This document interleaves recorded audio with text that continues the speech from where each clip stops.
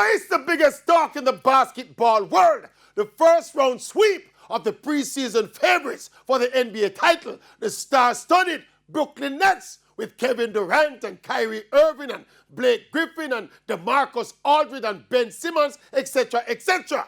Boston Celtics boomed them in the first round of the playoffs. And quite rightly, most of the attention has been on starman Kevin Durant.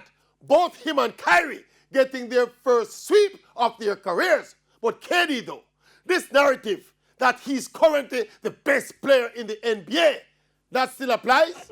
Or the facts change? And look, we hear lots of people making excuses for KD, but after that wimpish move to join the star-studded enemy in the Golden State Warriors, it is still haunting Kevin Durant to this day.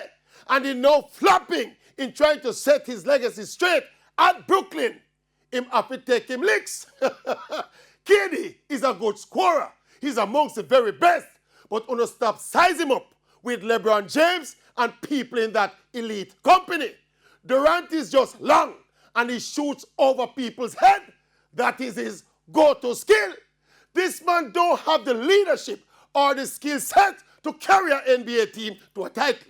KD, take your licks. You can go join the Boston Celtics now.